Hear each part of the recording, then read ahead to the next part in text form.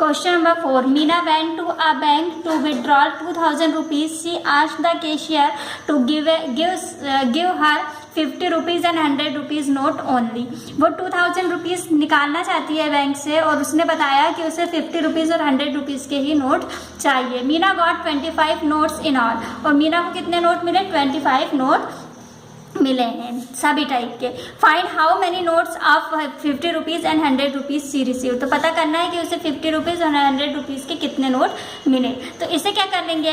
Late the number of 50 rupees notes is equal to x and the number of 100 rupees notes is equal to y. तो क्या हो जाएगा? According to the first condition, to the first condition, आप first condition यहाँ पे right कर लेंगे. तो ये हो जाएगा 50x plus 100y is equal to कितने रुपीज़ मिलते हैं? 2000 रुपीज़ मिलते हैं. तो यहाँ पे ये हो गई आपकी इक्वेशन फर्स्ट. फिर according to the second condition, second condition बोलती है कि दोनों नोट प्लस करके कितनी नोट मिलती है उसे? 25. तो ये आ गई आपकी इक्वेशन सेकेंड. ये इक्वेशन फर्स्ट और ये इक्वेशन सेकेंड. इस इक्वेशन को आप और सिंपल कर सकते हैं. यहाँ से कॉमन निकाल दिया 50, तो यह आ जाएगा x plus 2y is equal to 2000.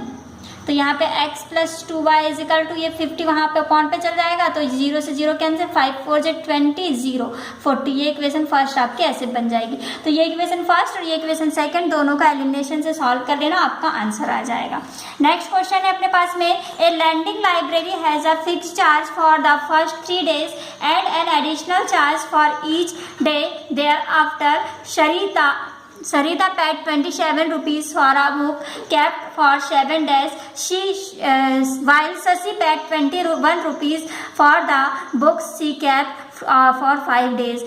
Find the fixed charge and the charge for each extra day. देखो 1 वीक में 7 डेज होते हैं, तो क्या होता है? वो बोल रही है कि फर्स्ट 3 डेज के लिए चार्ज फिक्स है और एडिशनल डेज के लिए चार्ज पे करना पड़ता है. तो वो क्या कितना करती है? 27. और इसके अलावा सूजी जो है वो 21 रुपीज़ पेड करती है, जबकि वो 5 डेज के बाद में इसे पेड करती है. तो हमें क्या करना पड़ेगा? सपोज करना पड़ेगा, let the fixed charge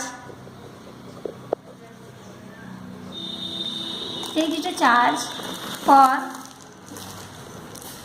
3 days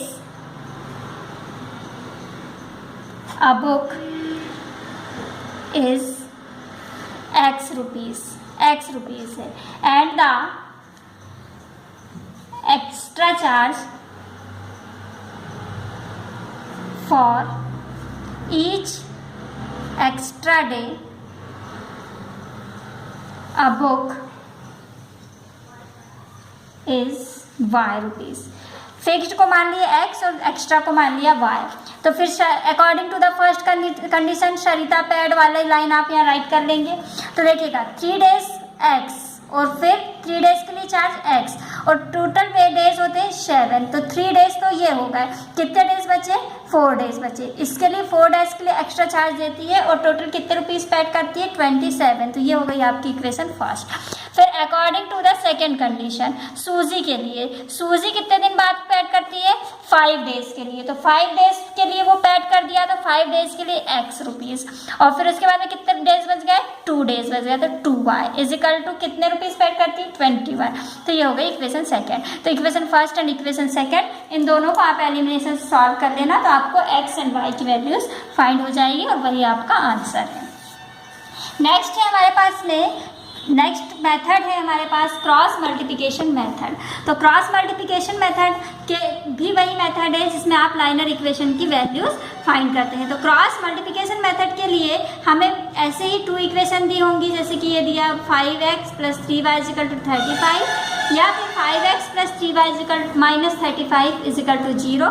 वैसे ही 2x plus 4y is equal to 28, that is 2x plus 4y is equal to minus 28 equal to 0. ऐसे ही अपने को 2 इक्वेशन दी हैं. इसमें से हम इसे कंपेयर करेंगे a1 b1 c1. A2 B2 C2, इनको हम कंपेयर कर लेंगे और फिर क्या करेंगे, क्रॉस मल्टीप्लिकेशन मेथड। तो क्रॉस मल्टीप्लिकेशन मेथड के लिए आपके पास में एक फॉर्मूला होता है, उस फॉर्मूले में हम वैल्यूज सब्स्टिट्यूट करके हम क्वेश्चन को सॉल्व करेंगे। तो ये फॉर्मूला क्या होता है, फॉर्मूला होता है आपका, ये रहा आपका फॉर्मूला। इसकी भी वही 3 कंडीशन आपके पास में होती है। यूनिक सॉल्यूशन है क्या, देखिए यहाँ पे 3 कंडीशन क्या होती है, A1/A2 नॉट इक्वल होता है B1/B2 का, तो यूनिक सॉल्यूशन। यदि तीनों इक्वल होते हैं तो इनफाइनाइटली मैनी सॉल्यूशन, और यदि स्टार्टिंग के इक्वल है लास्ट का इक्वल नहीं है तो नो सॉल्यूशन। तो ये 3 कंडीशन होती है। तो हम क्रॉस मल्टीप्लिकेशन सिर्फ तभी करते हैं जब हमारे क्वेश्चन का क्या सॉल्यूशन आता है, यूनिक सॉल्यूशन आता है। तो यूनिक सॉल्यूशन तभी वर्क करेगा, सॉरी क्रॉस मल्टीप्लिकेशन मेथड तभी वर्क करेगी जब आपके पास सॉल्यूशन क्या आएगा, यूनिक सॉल्यूशन। तो आपके ये फॉर्मूला आपको याद रखना है। फॉर्मूला है आपका x/B1C2 minus B2C1 is equal to y/C1A2 minus C2A1 is equal to 1/A1B2 minus A2B1। तो ये आपका फॉर्मूला आपको याद रखना है। तो यहाँ से आपको x की वैल्यू मिलेगी, इस दोनों टर्म को फर्स्ट एंड लास्ट टर्म को कंपेयर करेंगे तो आपको x की वैल्यू, और सेकेंड एंड लास्ट टर्म को कंपेयर करेंगे तो आपको y की वैल्यू फाइंड होती है। तो इस फॉर्मूले को कैसे फाइंड करते हैं, देखिएगा यहाँ पे दिया हुआ है इस फॉर्मूले को फाइंड करने की मेथड। x/B1C2 B2C1, देखिए पहले लिख लिया B1C2 C1C2 A1A2 B1B2, ये लिख लिया। फिर उसमें एक एरो नीचे की तरफ बढ़ाया और एक एरो ऊपर की तरफ बढ़ाया, देखिए क्रॉस करते हुए चल रहे हैं, इसलिए इसे क्रॉस मल्टीप्लिकेशन मेथड बोलते हैं। तो x के अपॉन पे यहाँ पे XY1 लिखा हुआ है, तो B1C2 माइनस B2C1, फिर उसके बाद में y के अपॉन पे C1A2, तो ये हो गया C1A2, बीच में माइनस C2A1, ये हो गया 1/A1B2, ये हो गया माइनस A2B1। तो ये आपका फॉर्मूला है। यदि आपको फॉर्मूला रिमेंबर नहीं है तो आप इस तरीके से फॉर्मूला बना सकते हैं। तो चलिए इस मेथड से एक क्वेश्चन करके देखते हैं जो हमारी एक्सरसाइज में दिया हो। देखिए ये दिया है, which of the following pair of linear equation has unique solution, no solution और infinitely many solution. In case there is unique solution find it using cross multiplication method. तो आपको इन क्वेश्चन को सॉल्व करना है, और क्वेश्चन को solve करना है, पता करना है कि यूनिक सॉल्यूशन है, नो है कि इनफाइनाइटली है, और यदि यूनिक सॉल्यूशन है तो क्रॉस मल्टीप्लिकेशन मेथड से हमको सॉल्व करना है। तो हम फर्स्ट क्वेश्चन आपको नहीं बता रहे क्योंकि ये नो सॉल्यूशन है, हम आपको बता रहे हैं सेकेंड क्वेश्चन, क्योंकि इसका सॉल्यूशन क्या है, यूनिक सॉल्यूशन है, तो आपको पता चल जाएगा कि इसको कैसे सॉल्व करना है। तो देखिएगा इक्वेशन है हमारे पास में 2x plus y is equal to 5 and second है 3x plus 2y is equal to 8। तो सबसे पहले तो हम इसको सिंपल कर लें, 2x plus Y minus 5 is equal to 0 and second equation को राइट कर ले 3x plus 2y is equal minus 8 is equal to 0। अब क्या करेंगे, on comparing with a1x plus b1y plus c1 is equal to 0 with equation first and a2x plus b2y plus c2 is equal to 0 with equation second। तो यहाँ से हम इसको इससे compare करेंगे और इससे इसको कंपेयर करेंगे। तो a1 की वैल्यू कितनी आ जाएगी, a1 की जगह पे लिखा है 2, b1 की जगह पे कितना लिखा है, कुछ नहीं लिखा है, इसका मतलब कि 1, और c1 की जगह पे कितना लिखा है -5। वैसे ही a2 इज इक्वल टू कितना हो जाएगा 3, b2 इज इक्वल टू 2 और c2 इज इक्वल टू -8। तो यहाँ पे देखिएगा a1/a2 नॉट इक्वल है b1/b2 नॉट इक्वल है c1/c2, आपको दिख रहा है, ठीक है। So therefore it has unique solution. इसका सॉल्यूशन कौन सा आएगा, यूनिक सॉल्यूशन आ गया। तो यूनिक सॉल्यूशन आ गया तो सॉल्व, इसको क्या करेंगे यूनिक सॉल्यूशन, तो solve by cross multiplication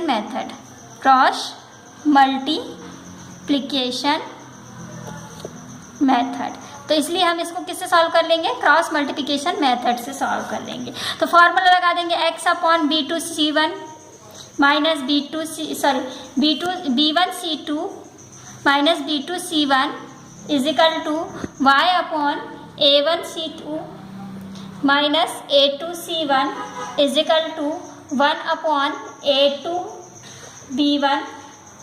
A1B2 minus A2B1। ये अपने पास में फॉर्मूला होता है।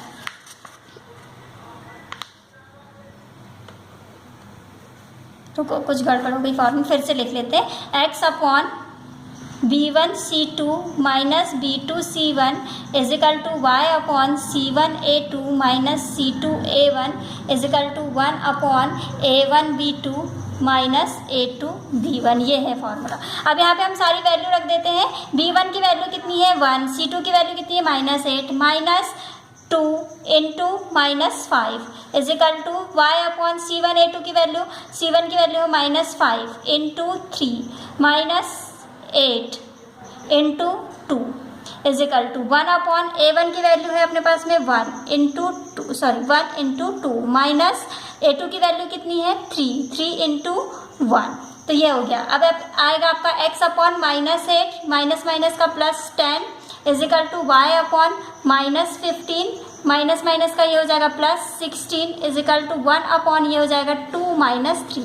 तो यहाँ पे आ गया x अपॉन 2 प्लस माइनस तो x upon 2 y upon 1 and यहाँ पे कितना आ जाएगा A1B2, यहाँ 2 जब 4 है, ठीक है 2 जब 4, तो ये भी आ जाएगा 1 अपॉन 1। और फिर क्या करेंगे, सो x अपॉन 2 को कंपेयर करेंगे 1 अपॉन 1 से, तो यहाँ पे x की वैल्यू कितनी आ जाएगी 2 एंड